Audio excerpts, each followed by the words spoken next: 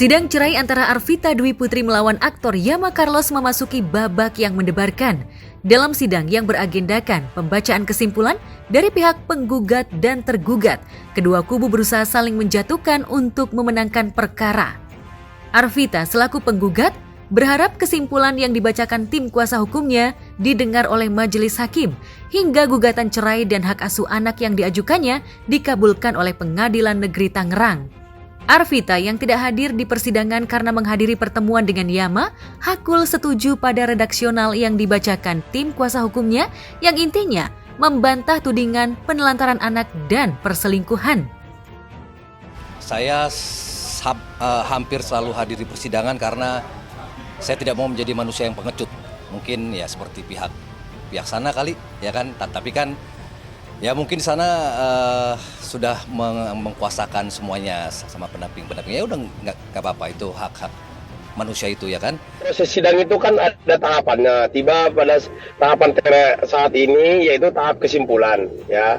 Tahap kesimpulan itu kita menyimpulkan semua merangkai dari gugatan sampai bukti-bukti kita simpulkan di situ. Makanya tadi kita berikan ke pengadilan di persidangan kesimpulannya.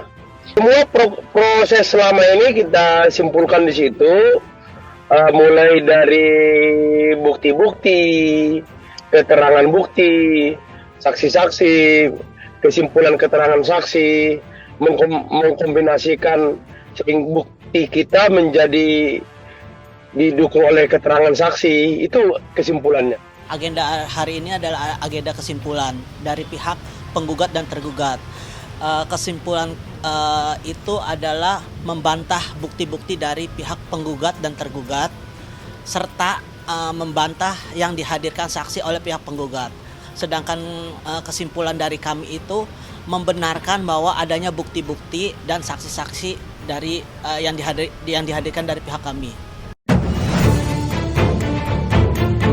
Sejumlah bukti dan pernyataan saksi yang dihadirkan pihak Yama berusaha dimentahkan oleh pihak Arvita.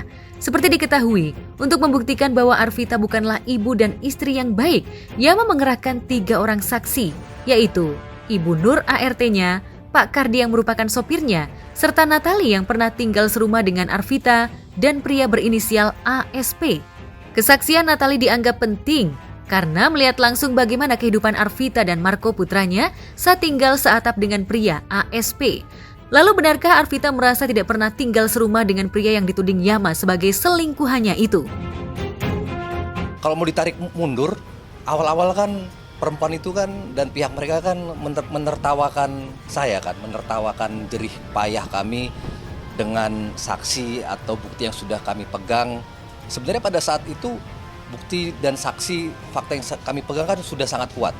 1, istrinya ASP sudah bersama saya. Artinya kami sering berkomunikasi, beberapa kali ketemu untuk mengungkap suatu kebenaran ini. 2, Kak Natali itu yang menjadi telinga dan mata saya awal-awal kejadian, karena Kak Natali ini adalah teman dekat si oknum berseragam itu. Kita belum mengetahui ada memang ASP-nya siapa. Itu apa kaitannya ASP dengan Arvita? Kita nggak paham, nggak ada gitu. Satu rumah, saya pikir saya juga dengan orang lain saya sering satu rumah. Gitu. Jadi satu rumah itu saya pikir sah-sah aja, nggak ada masalah satu rumah. Yang masalah itu ke satu kamar.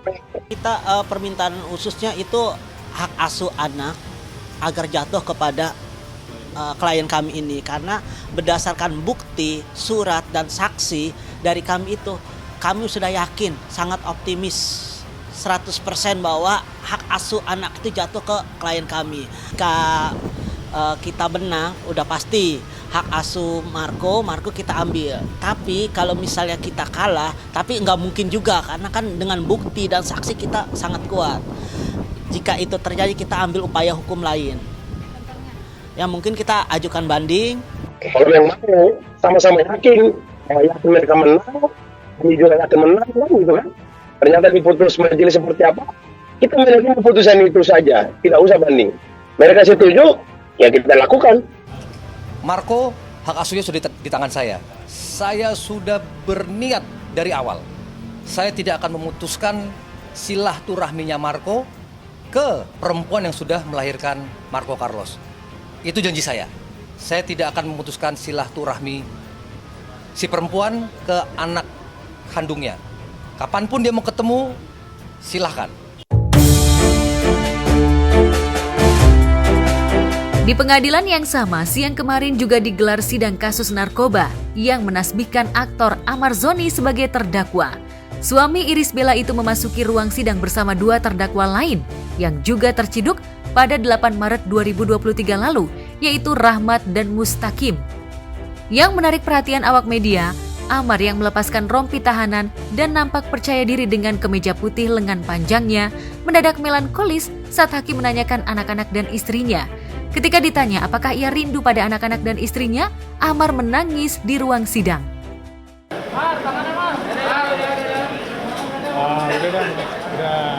Ya mudah-mudahan yang terbaik lah ya. Iya bang. Bang.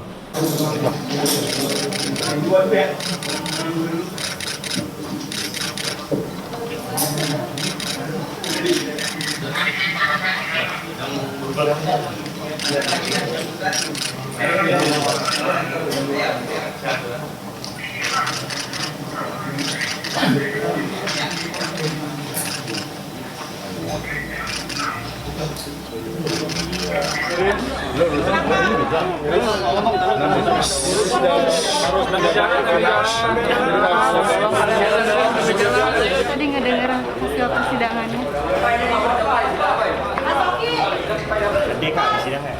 Nanti aja. Ya, saya selaku PH dari Amar Zoni menjelaskan bahwasanya saat ini Amar Zoni dalam kondisi tertekan, dalam kondisi stres berat, dimanapun dia pisah dengan anak dan istrinya untuk hampir 6 bulan ya ini ya, 6 bulan itu sangat berat sekali. Emang ya agak lesu gitu lah, iyalah pasti udah lama gak ketemu kan. Ketemu cuma paling video call aja kan. Jadi ya seperti itulah keadaan Bang Amar saat ini. Benar kata Bang Emil tadi, kita nggak bisa Bang Amar stres atau enggak, saya juga nggak ngerti gitu loh. Kalau Kaibel kan karena ngurusin Ayu sama Amala jadi kayak agak susah jenguknya. Jadi yang kalau misalkan di Cipinang, Bang Amar juga yang minta nggak usah dijenguk sama Kaibel gitu loh. Maksudnya kan kasihan cewek jenguk ke sana gitu loh. Jadi yang jenguk ya kita aja, saya aja. Dibanding kasus narkoba pertama yang menjeratnya, kasus narkoba kali ini terasa lebih berat ditanggung Amar, baik secara lahir maupun batin. Saat terciduk memiliki sabu seberat 1,04 gram, Amar dan kedua rekannya dijerat pasal berlapis tentang penyalahgunaan dan peredaran narkoba.